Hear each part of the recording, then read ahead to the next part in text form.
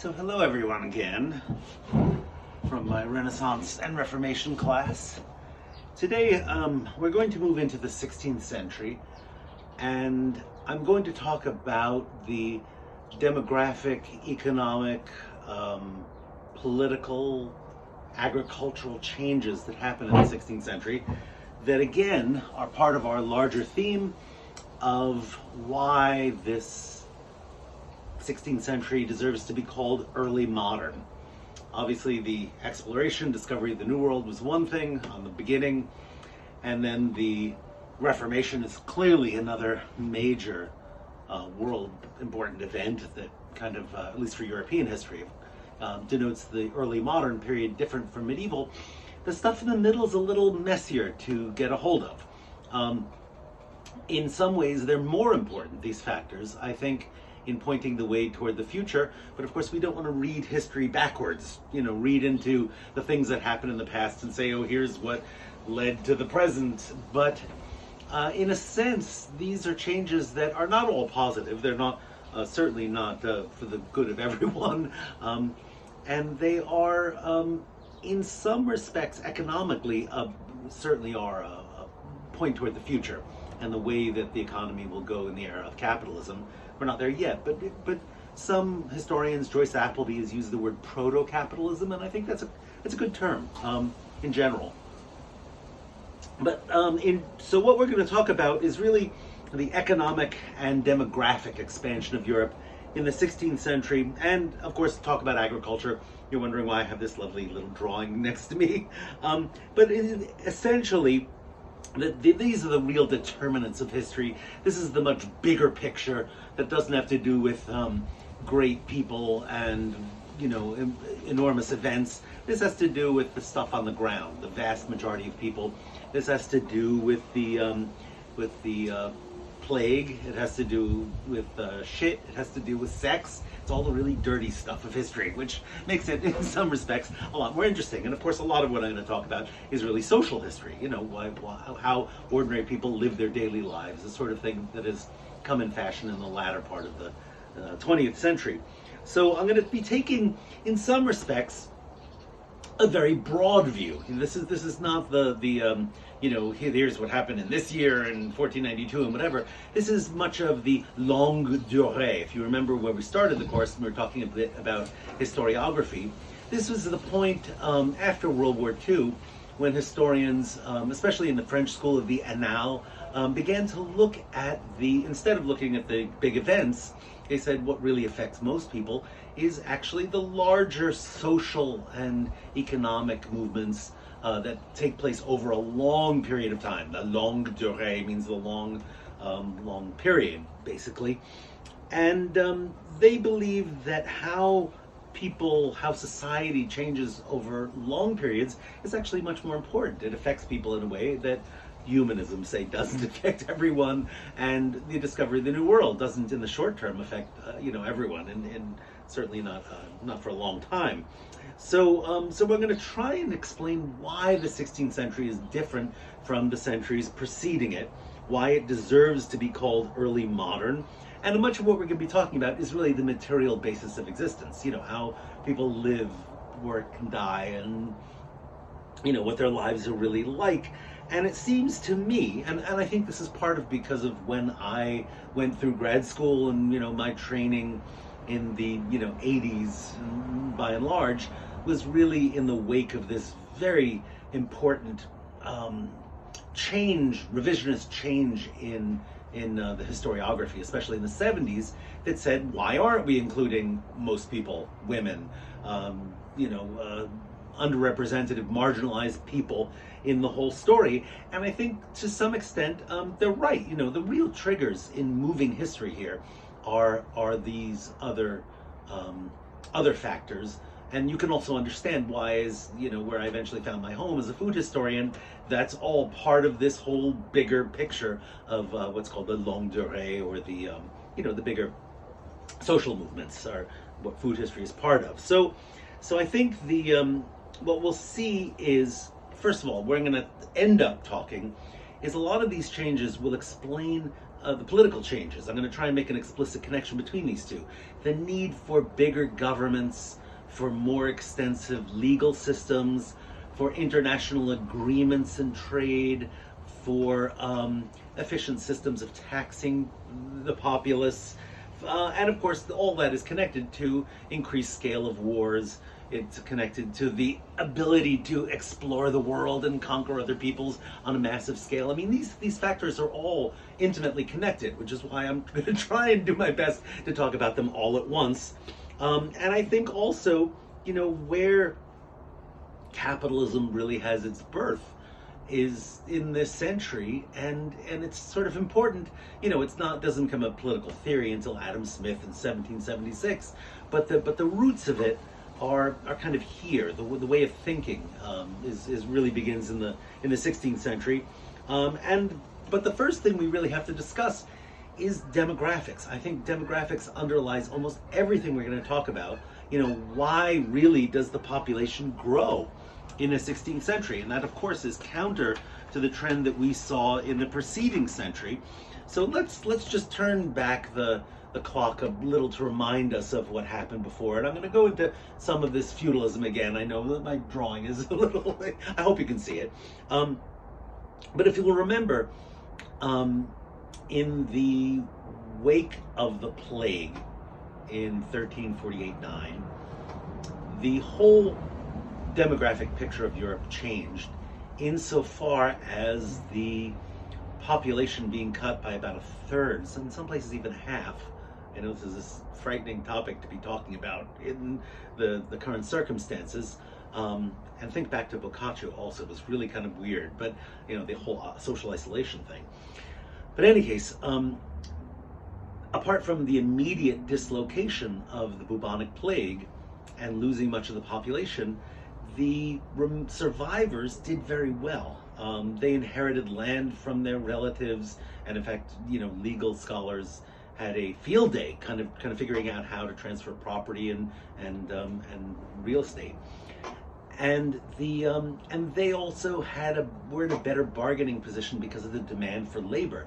So the labor supply goes down. They can suddenly say, well, we're not going to do this anymore. I'm going to move somewhere else unless you give me better working conditions or a longer lease or or better terms for my land tenure. And this goes for workers too. Now, this didn't happen without a whole lot of difficulty. There were peasants' revolts in the 1380s all through Europe. The Ciompi revolts in Florence, the Jacqueries in France. Jacques just kind of means an everyday man. And the Wat Tyler, not Wat Tyler, it's there's rebellions with John Ball in the 1380s in England also, much of which is about the upper classes trying to keep the lower classes down, the working classes, not a working class, but you know what I mean, the peasants down, and they're saying, no, we're not standing for this. So it's a lot of social unrest in that period, but what comes out of it in the long run is a system that is better by and large for most people. And I've kind of argued indirectly, and you all wrote essays about this, that the material prosperity in the wake of the plague, 1350 to 1500, was by and large essential for the prosperity of many people who could then afford more plates and chimneys and portraits and education and afford to participate in civic government. So humanism is definitely connected to the economic situation. The whole Renaissance, I think, is partly a response to this economic prosperity, weirdly enough, in the wake of this total demographic shift. But what happens in the 16th century is the population begins to rise again. And it works in the exact opposite way of that period, that 150-year period, in that the peasants are making lower real wages. Now, let me explain that for a moment, and I'll come back to it, is that there's rampant inflation, and everyone tries to explain why this happens. They thought it was an influx of silver from the New World, and that was actually a standard argument. Even people at the time thought, oh, well, there's all this silver flowing in. Of course, it's going to have less value on the market. When there's more of it, that's supply and demand. They weren't thinking that way, but that's true. and therefore it's the value of it goes down and prices go up because people can charge more, right? Now, if you're making a certain amount of money, let's say you're making $1,000 a week, and the price of bread is $10 per loaf. I'm just making this stuff up. If the price goes to $20 and you're making the same exact wage, you can afford less every week, which means that unless you're very comfortable at the top or in the upper middle classes, the amount of meat that you're going to eat in your diet is going to go down. The amount of luxury items that you're going to buy suddenly begins to sink. You're going to drink less. Interestingly, I mean, these are the things that are sort of the part of your expendable income. The stuff that you don't. You need bread, but you're going to pay more for it. It means that the higher end items are going to go out, or you're going to eat worse bread. You're going to have bread that has more oats mixed in or rye mixed in or something like that. Or buy coarser bread. The wealthier people, of course, will eat whiter bread, which is a sign of their status, right? The white bread, oddly enough, until the mid-20th century, is a mark of status. If you can afford white bread, you buy it, eat it. And in general, in fact, there's a very interesting word here. It's called depecoration. It sounds really weird, but it means meat gradually doesn't go out of the diet of the ordinary person, but it actually diminishes significantly, meaning that people will eat less meat because their household income is diverted either toward rent or toward basic staples, grains, vegetables, beans, things like that. So, but we still haven't answered why. So if it's not money, if it's not a glut of money on there, many people, that was sort of a standard argument. I guess it's still there in Hamilton in the 16th century, but it was a standard argument in the at the time. People were saying, why are prices going up? The real explanation, or the one that seems to make most sense, is that there's more people, that the population actually rises in the course of the 16th century, and it goes up. There's a little dip in the 17th, and then of course when we get to the industrial era, late 18th, it goes skyrockets and never stops until the late 20th century. Now it's sort of leveled off in the wealthier parts of the world, and it's still growing in other parts of the world, but that trend of that demographic slump post-plague has now reversed itself completely, so that the 16th century is demographic expansion, meaning there's more people. That means their wages are going to be, their labor is going to be worth less, because there's more people, you can pay them less. You don't like my job, I'll give you another one. And it means that their living standards are going to gradually go down. And it means that there is a polarization of wealth. Okay, meaning that the poorer people get poorer, the wealthier people get wealthier. If you're up at the top, you're doing very, very well. You're a landowner. If you're a business owner, it's actually really good in the 16th century for you. If you're manufacturing goods, if you're in trade or whatever it may, or exploration, right? It's good for you. If you're in the lower half, the peasantry, you're not doing well. You're doing very poorly, in fact, and worse than before. And what I want to describe is how in that kind of situation does the population rise anyway? What happened at the local level? So let's go back to our model of feudalism. Now, feudalism is still in place in the 15th century, and in most places in Northern Europe. It's still in place in the 16th century also, but it changes. If you remember, when we were talking about the 15th century, we were talking about something called bastard feudalism, meaning that in many cases the sort of traditional services and fees and things that were owed to the lord of the manor were converted into rents. In other words, you'd pay money instead of working for a couple of days on your lord's demesne. But let me before I do that, let me remind you of this stuff. How feudalism really changed in the course of these centuries, and what remains when we get to the 16th century, because I think we sort of started in the course and I mentioned feudalism, but let's go back to the beginning of what's there and what remains afterwards. So if you remember, there's the lord of the manor, and remember, this is an imaginary manor. Mostly, they're not contiguous. They're not, there's not a line around them that says, this is my manor. A lord would own a little bit here, a little bit there. If you're a big lord, you own tons of land all over the place. But this is just an imaginary one. that has a border around it, okay, for the sake of argument. You will have your own castle there, and you will have what's called the demesne, or it's cognate to the word domain, possession.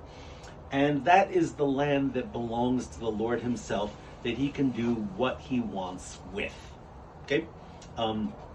If you look at the Limbourg brothers, Très riche heure du Duc du Berry, which is, look online for them, they're beautiful, Limbourg brothers, it's very easy to find. You'll see images of late medieval manors where there's literally a castle in the background and the peasants are there working the fields, picking grapes, doing whatever in the shadow of it. It's the peasants working those couple of days a week on the demesne for the Lord, and then he gets to use that produce to support his retainers, his own private army basically, and to support his or to sell or do whatever he wants with, right? It's his. Remember, the other days of the week they will work in these open fields in a kind of cooperative open field farming system, which means that there's their little houses, there's their parish church, there's the steeple, open the doors, where the people, and they will work this communally, which means that they probably have one set of oxen for plowing. They have a plow itself that they own communally, and they work together, meaning there's no idea of private property here at all. They will, plant together, sow together. This produce they live off of. It's basically subsistence farming. Much of it is grain. Remember, that's the bulk of the diet. And vegetables, and there's, in the course of the late Middle Ages, there are rotation systems that are introduced. Sometimes they'll leave one field fallow, empty, so it can, regenerate. And then they'll plant another field with wheat, or they'll plant some kind of legume in another place. They're not very consistent, rotation systems. We won't have that until we get really to the 18th century, when they start planting clover. Well, I'll get to this in a moment, okay? But there's rudimentary ones. But in general, you have to leave a third of these lands empty per year, so the weeds will redraw nitrogen back into the soil. Then you plow them into the soil as fertilizer. Green manure is what it's called. And then you will, harvest every year and eat almost everything that you manufacture. Now, the point of this is that it's a very backward kind of system. These people are not going to take chances. They're not going to try new crops. They're not going to experiment with irrigation systems. They don't have a whole lot of manure, because remember, they only have a little plow team. They may have a few animals, but those they have to generally slaughter most of them in the fall, and they put them up as sausages or cured meat, things like that, because they can't feed them. They don't have the food, right? The cows. Now, let's talk about the cows. They live in commons. Now, what does that mean? This is space that doesn't belong to anyone. It is literally common land, open pasture that the animals will eat. And because there's few of them, whatever manure they produce is actually going to just land right there, right? I mean, it's not used in any systematic way. They could technically move the plow team to somewhere else and then move the commons. That sometimes happens, but in general, there's nothing systematic about this. It is very traditional agriculture, because if you mess up, you starve that year. Okay? You don't eat. Okay, so there's no reserves, there's no state backup, there's no welfare system, there's nothing like that. So it tends to be a very traditional kind of system, not a whole lot of innovation. These are furlongs, right? That's how long it is to use it, obviously, for horse racing today. But it's a measure of distance. You want to keep your rows as long as possible, because if you have a plow team, you're going to take a whole lot of space just turning them around every time. So you want to do that as little as possible. You want to go really, really, really long, turn around, then come really, really, really far back. So you tend to find these very long strips, open strips. We know this also from aerial photography. They would fly over fields, and you can actually see the patterns that were laid down in the Middle Ages to this very day. I don't know how that works, but it's kind of amazing. Okay, so the other part of this whole feudal arrangement is that the people have a legal relationship to their lord. Remember, this is part of feudalism. The top end of feudalism is about the way this guy owes fealty to a lord above him, ultimately to the king. If the king wants to fight, he's got to bring his army with him. This is still standard in the 15th century. So right where we are in the course, this is what rules in most of Europe. Okay, so that if but feudalism also includes as a subset serfdom, which is the lower part of feudalism. And what that means is that these people not only have to work those few days a week on their lord's demesne, but they have to pay a fee when they want to inherit, when an older son wants to inherit property from a parent who died, when they want to marry, when they want legal services, if they want to use the mill. And I put a little mill right there on the stream. So that there's all sorts of things they have to pay for that are part of feudalism. And the point that I want to iterate very strongly at this point is the Lord is the government. Okay, there is no, national system of law. There's no administration. There's no anything really. I mean, there's a itinerant courts, but in general, through the late Middle Ages, and we're still in the late Middle Ages, right?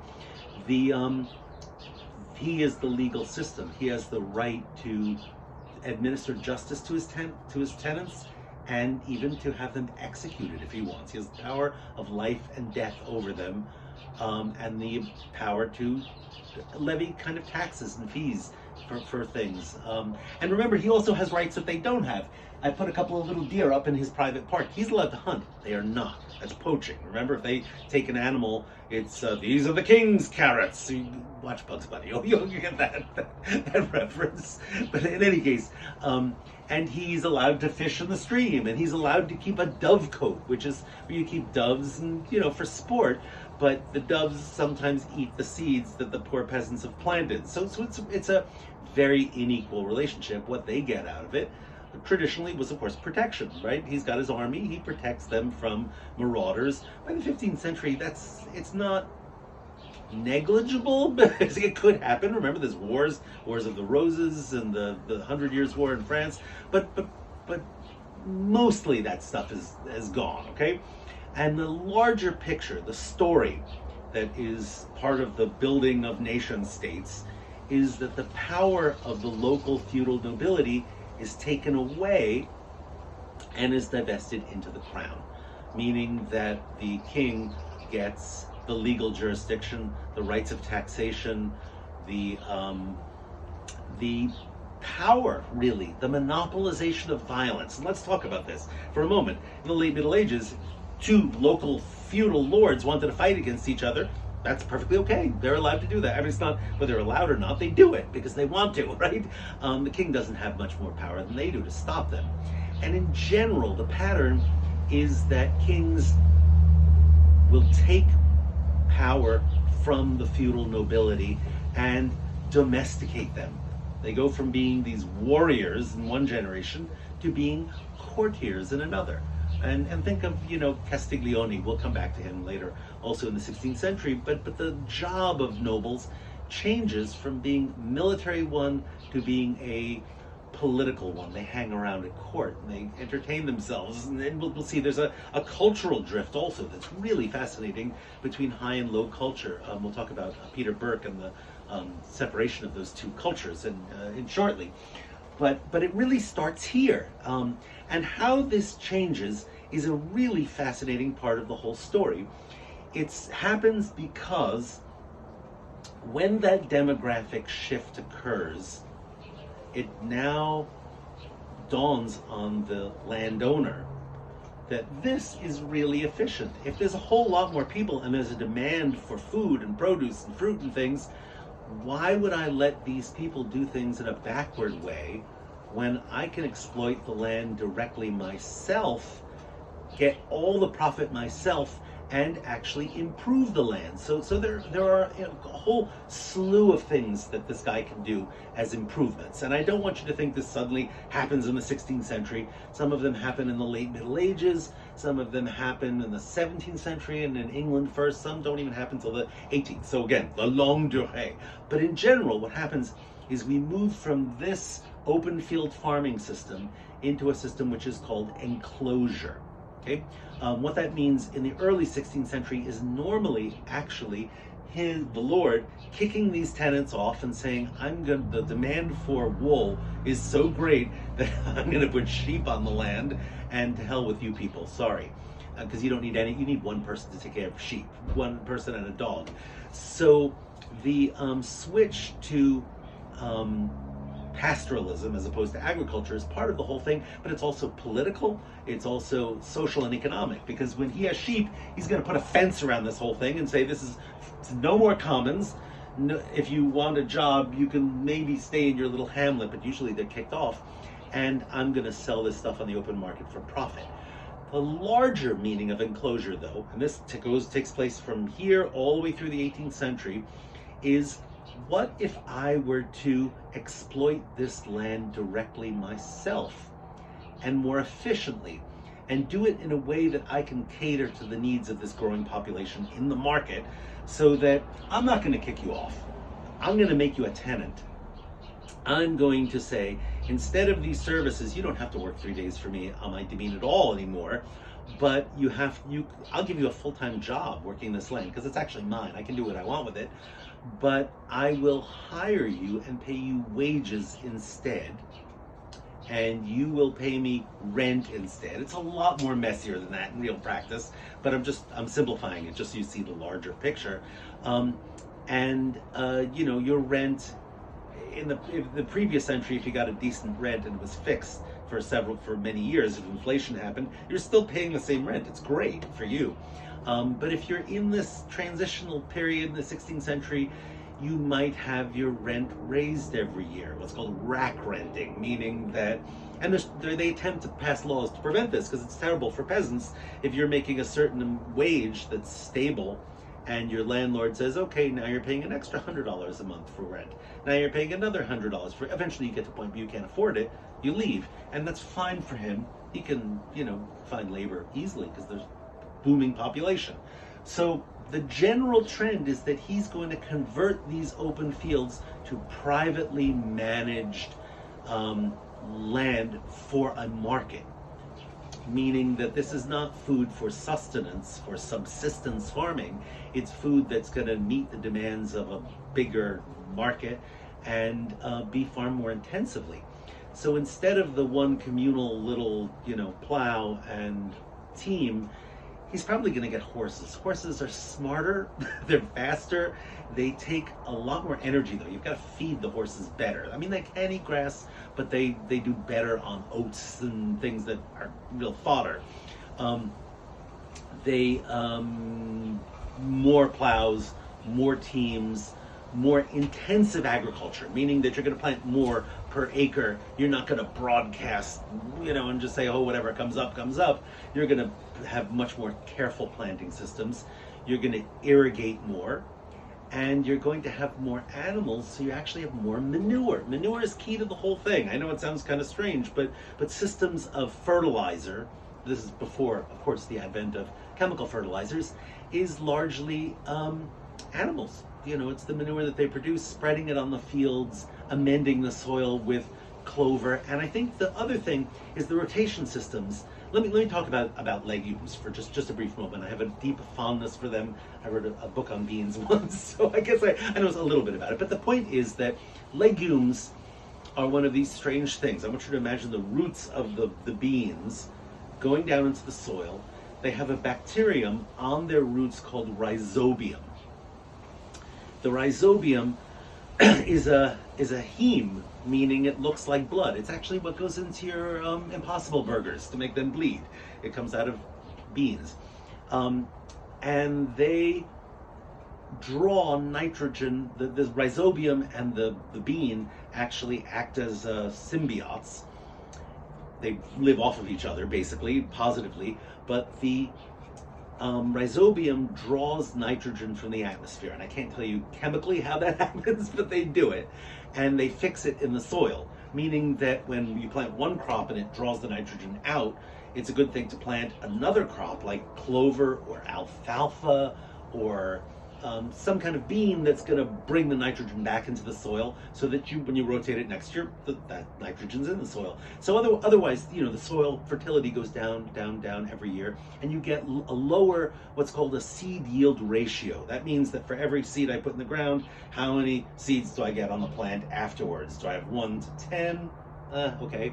Nowadays we have 1 to about 20 or 30. Back then 1 to 10 would have been pretty good, And then you save 1 out of that 10 every year, and you plant that back again the next year. That's decent, but it all works better if you can plant rationally, irrigate, have better plow systems, rotate, and have manure to fertilize. You're just going to get a bigger ratio. You're going to get more food per acre. Now, as a rule, you have more food grown, you have more people. Okay, it's a little more complicated than that, but in general, the more you grow more food, the people rise up. And I want to reintroduce Malthus to you, if you remember him or not. Malthus had this theory that the people's population can only rise as much as the resources, and people tend to reproduce exponentially. And 2 parents have 4 have 16 have 32, whatever it is, but the land can only increase arithmetically. Add another field, you have 2. Add another field, you have 3. So the tendency is for the resources to be outstripped by the population, and for the population to be cut off by the demographic crisis, by plague. That's what he was thinking of. But also he thought war was part of it. He also thought disease was part of it. And I want you to stop and just think for a moment, because we've talked about the economic consequences of plague in the Middle Ages. I don't know what's economically going to happen now, with the coronavirus, but it will be very interesting to see. There's going to definitely be economic changes. I don't know what they're going to be, but just think about that. As long as this is a relevant topic for the course. So, more people. I'm sorry, I've lost my place here. And in general, the trend in farming, not entirely, but it moves toward market economy, toward broader trade. In other words, trade to farther and farther places, and changing these economic arrangements between the serfs and the landlords from one of fealty, of bondage, basically, to a free supply of labor. Free meaning that the interplay of supply and demand of labor and the amount of produce that's needed. This is the first time it's not free play. I mean, they still fix prices, they still fix wages in most industries. Remember, guilds still have a lot of power in cities. Remember we talked about the whole woolen industry in Florence, but almost every profession is dominated by a guild. But they change. It's not anything like free trade or an open market, but increasingly people have more freedom to move around, to seek better wages, and there is a greater interplay of the supply and demand of labor. And it's a very good situation for the lords, not only for landlords to innovate, but for manufacturers to innovate, to try a new way of making beer. This is when hops comes in, and incidentally beer can travel much farther and should be shipped, and stay on the shelves longer because the hops are a preservative, right? This is a period when the Florentines get into silk, very interestingly. I mean, there's all sorts of very interesting entrepreneurial opportunities for Europeans in the 16th century because, and this is like the 19th in a weird way, the labor supply is really high, the wages are fairly low, and if you have money, even if you're an upper middle, what's called a yeoman farmer, you can put in these innovations. It's very good if you're around a city and supplying cities with grain or food, and it's very good, even though these nobles have lost their military role and to some extent their political role also. They're still the power source. They still own the land. They still, build their castles all the way through the 16th century. Think of those beautiful ones throughout the Loire Valley. I mean, they're largely, kings made those, but I would say the nobility has not lost its power at all. They've just changed. Now there's still remnants of feudalism through much of Europe. It lasts in France until the French Revolution. It lasts, I should mention, in Eastern Europe intact. Eastern Europe, the east of the Elbe, meaning Eastern Germany, Poland, Ukraine, Russia. Those feudalism lasts there. And the interesting sort of effect of that is that when the Dutch come in on the on large-scale trade with these big boats, they're called flouts, which they use to travel into the Baltic, is that the new item they're picking up in Eastern Europe is grain. They fill these big boats with grain because the price of grain is so low in Eastern Europe, because they still have feudalism, that the Dutch can buy it up there, bring it back, and process it into well, they make bread, obviously, but they brew it also. They turn it into beer. So in some extent, you can see how this is becoming a far more entrepreneurial kind of economy. Now let's talk about the other side of the demographics. Is the people themselves. When and why they get married and at what age. Now, let's think back to, the example we gave before was Florence, where there was a very big age difference. And in general, men would get married in their 30s because they were waiting to inherit property and set up a household or whatever. And women would get married younger, right? That differential in the 16th century tends to level off. And I think the reason for this is partly because peasants did usually wait to inherit the house. And even if they were, and if they were younger, they'd be living in extended family households with their, parents, with uncles, with grandma, whatever. When you're in a tenant situation and you're working for labor, the tendency is actually to get married a little earlier, but for the couples to be more equal in age. So it's not like we're waiting for the man to inherit the land. He's never going to inherit anything. He's going to become landless and a laborer, or he'll become a cotter, meaning he has a cottage. But if he's making wages, he can generally go to work much younger now, and he doesn't have to wait to get into a guild system or to inherit land from his parents. Is he can start a household younger. Now, what that means is, and the age when of marriage for men is not important, it's really important for women, is that if the age of women getting married is young, they will have an increased number of years of childbearing years, so that the age of the average number of children goes up. Now, I want to stress a couple of different factors here. One is, remember, there's still enormous infant mortality, so that a third to a half of children will die before the age of 10 because disease, malnutrition, whatever it may cause it. Is that the average family, if they had 10 pregnancies and 5 children survive into adulthood, that's pretty good. Of course, it changes the whole average life expectancy. And again, I've mentioned this, but let me just reiterate. If we're talking the average life expectancy is age 30, it doesn't mean people got to the age 30 and said, oh, I guess I'm old, I guess it's time to die. It means that half of them lived to 60 or 70, the other half died before 10, so the average life expectancy is 30. It's terrible, obviously, but if you survived into adulthood, you survived. But the point is that what happens? Well, what role does plague play? In all of this, is that the plagues, they don't disappear, and in fact, there are continued plagues all the way. There's a terrible one in the 1660s in England.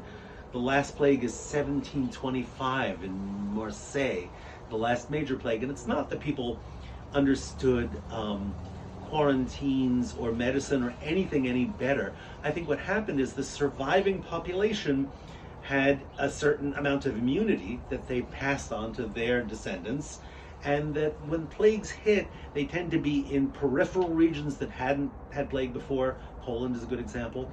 Or they're in places, or they hit the very young or the very old, who were weak to start with. But increasingly, plague does not become as devastating as it did before. So that's one factor.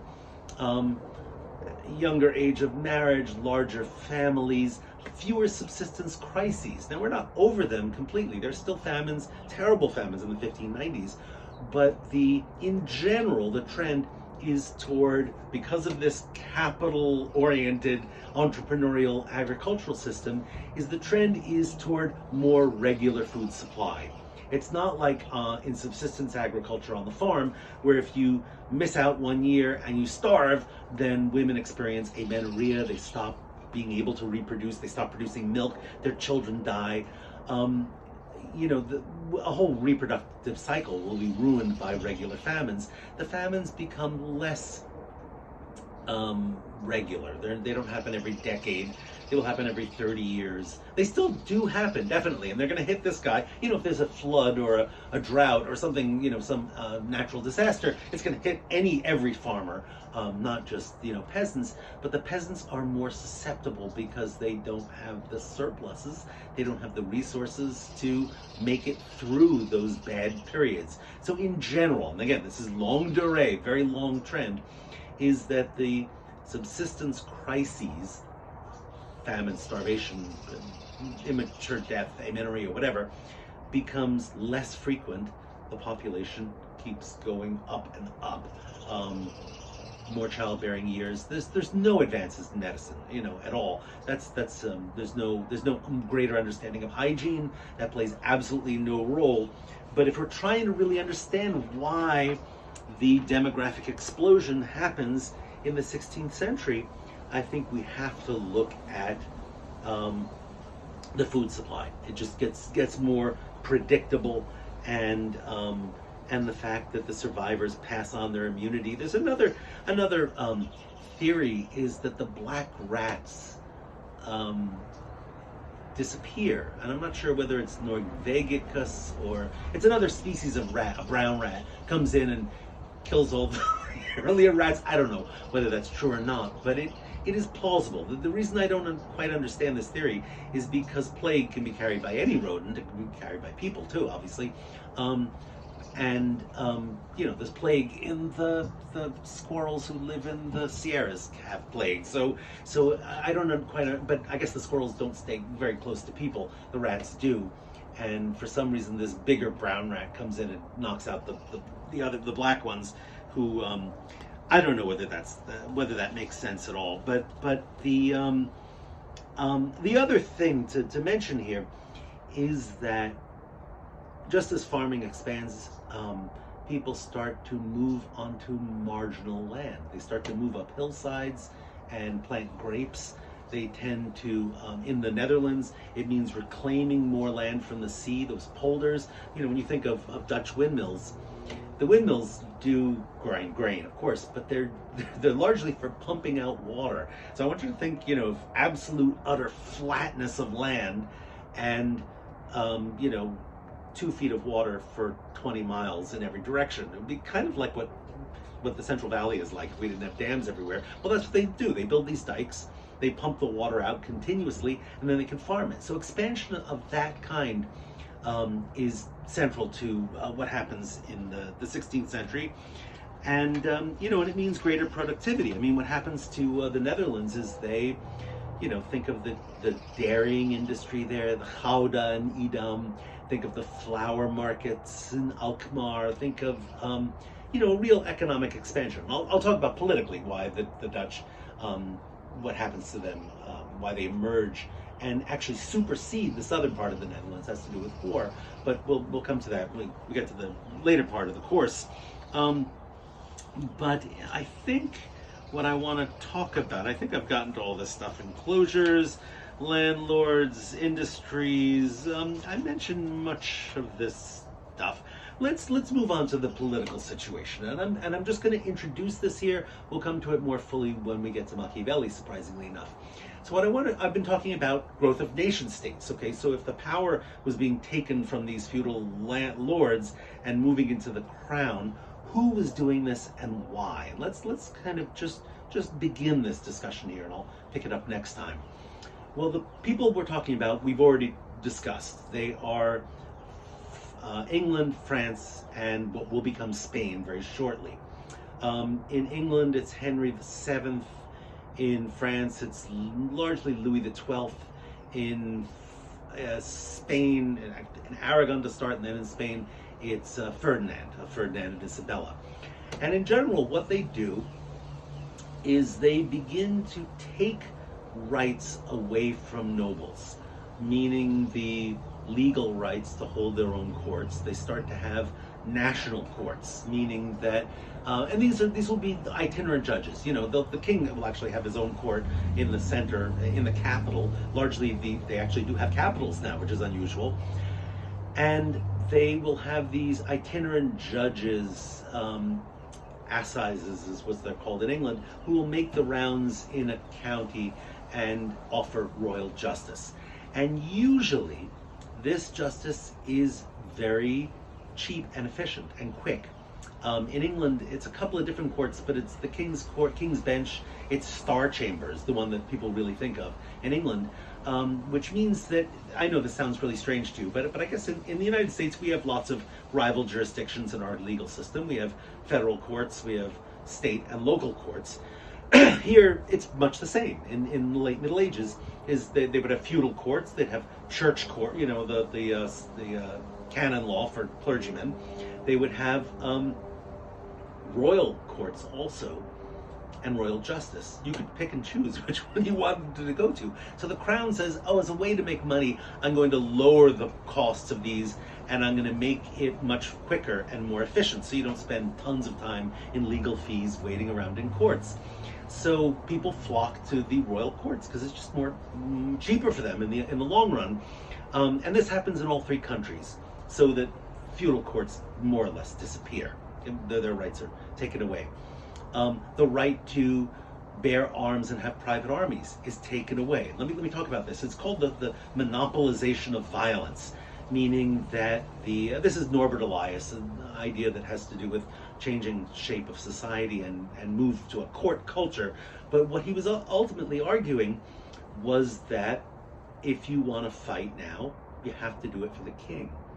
You have to be appointed in a royal army, increasingly standing armies too. England doesn't quite like standing armies, but instead of every feudal noble getting his intendants to come and fight with him if he wants, or change sides if he wants in a civil war, that happened all the time in the 15th century, is you're fighting for the crown now, and only the crown has the right to declare war internationally. No more fighting locally among feudals. The monopoly of violence also has to do with whether they can execute their own local peasants, and increasingly they can't. Only the crown has the right to execute people in justice. Only they have the right to use violence. A private citizen, if I go up to someone and bash them on the head, that's a crime. If the state does it, that's legal, right? You've decided. So that monopoly of violence is a sign of modernity, right? It's one of the rights nation states will claim for themselves. I think on top of the legal jurisdiction, the right of taxation is probably the most important one.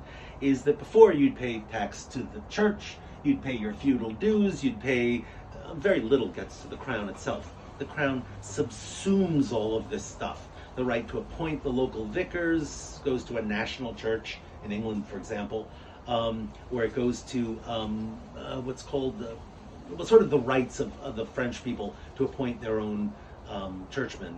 Gallican liberties happens. It doesn't go to the papacy. It goes to the crown.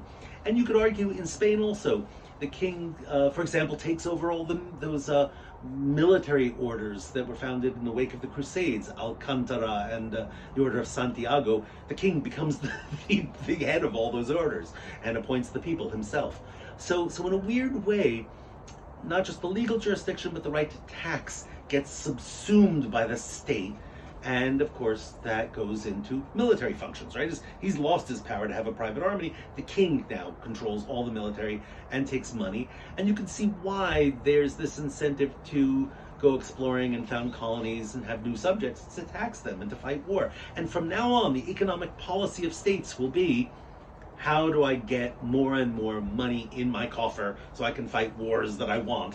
It's called Booleanist, not Boolean like bouillon cubes and soup, but it's bouillon, meaning gold and silver. How do I get more? Money is gold and silver, right? So that's the whole standard. How do I get more of this stuff so I can build castles and rule my subjects efficiently and fight wars? And the power of the state increases and increases and increases. And I should say the trend, we tend to think the general trend politically is toward political freedom and representation and liberty. No, it's exactly the opposite in the 16th century. In all of these countries, it's the increase of despotic government. It's the decay of institutional representative bodies, local parliaments, the power of parliament also, you could argue, in England. Parliament in France means a little local jurisdiction. And in Spain, it's the cortes, those are the local bodies that are largely Republican. And here's the thing that's going to surprise you, and I'm going to say this, listen, is that Republican institutions are mostly medieval, right? The communes in Italy, the courts in Spain, the little regional parliaments in France, and the local jurisdictions in England, the where people get a say, and Parliament itself in England, is those are all medieval institutions. The trend in the 16th century is toward despotism, toward absolutism, toward the crown taking more and more power. And we'll see by the time we get to the 17th century, that is the trend in all three of these states. England is the only one that undergoes a little growing pain and figures out a different solution in the 17th century. But man, where we're starting here is on the road toward Louis XIV and absolutism, toward the Philip IV in Spain, toward Charles I in England, right? Is the control of the crown and the decay of the liberty of the aristocracy, of town jurisdictions and their town governments, and the decay of independence of the church also is another one of these things. In England, of course, they dissolved the monasteries. That's part of this whole story. And who am I leaving out? Towns and the decay of representative government in general means that the crown gets stronger and stronger and stronger. That's the general trend. And this fits directly into what we're going to talk about next with Machiavelli, because Machiavelli understands this. The bigger nation states are not just bigger geographically and more powerful because they have more money, is that they have centralized their governments. The records are all kept in one place. They in fact overlook the local government. Let me give you another part of this whole story. In France, they're called intendant. In Spain, they're called regidor. In England, they're called justices of the peace. They're royal appointments. The crown makes those appointments, and they do local government and step on the toes of all the older local jurisdictions. In England, it was the sheriffs, were the medieval county agent, basically. The justice of the peace come in and they take over the policing functions, the jails, the local court, the marriage licenses, as they still do, right? Justice of the peace. That's what those people do. But the locals hate them because they're appointed by the crown, and the crown can say, "You're not doing your job well, you're out." And they're paid bureaucrats. That's another trend that we'll see. Is in Spain it's the letrados. In England, it's this whole new sense of a whole cadre of bureaucratic functionaries who are learned. They've got the humanist education, in fact, and know math, know how to write Latin letters for correspondence, and they run these new administrations, right? They need bureaucrats to do all this stuff, and it will explain why. Another lecture we'll get to in just a moment is why humanism spreads to the north, because we've been talking about that very different social structure of Italy, very urban, very mercantile, very, in the hands of the people who live there, as opposed to the feudal estates that and feudal governments that are, and crowns that are in Northern Europe and elsewhere. Well, this is where it changes, right? This is where they now need bureaucrats to run these more efficient, centralized bureaucracies. And humanism supplies this thing in a way that there's still law schools, of course, that's still part of the university, and you do need a law degree, by and large. But and there's still theological schools, and there's still schools of medicine. But this kind of, for court here, you want to get a place in the, king's court as an administrator. The humanist education is it, and being able to speak Latin and fence and dance and sing madrigals and be a well-rounded Renaissance human, the humanist. This is why it spreads to the north, and we'll come to that in a separate lecture. But I just wanted to introduce to you the changes. We got to the economic, social, demographic that happened in the 16th century that mean it's a totally different game. And what I want you to think of next, when we get to Machiavelli, is in what ways does Machiavelli, kind of his new way of thinking about politics, serve these new states? But in what ways is he really getting a bad rap? In other words, in Machiavelli's own day, he was demonized. He's put on the index of books, and censored. In what way is he misunderstood? I think, his contemporaries misunderstood him. I think political scientists mostly misunderstand him today. So what we're going to do next time is talk about the real Machiavelli. Who's the person underneath the evil, villainous, by any means necessary, learn how not to be good. These things that are taken out of context and really taken out of the political and social context completely, in a way that I think most people misunderstand poor Machiavelli. So what I want you to think of is the context of those Habsburg-Valois wars that we talked about last time, the context of the growth of nation states, but also this social change. I think explains a lot, and maybe all these pieces of the puzzle will come together. And we'll talk next time about, I think we'll talk next time about Machiavelli.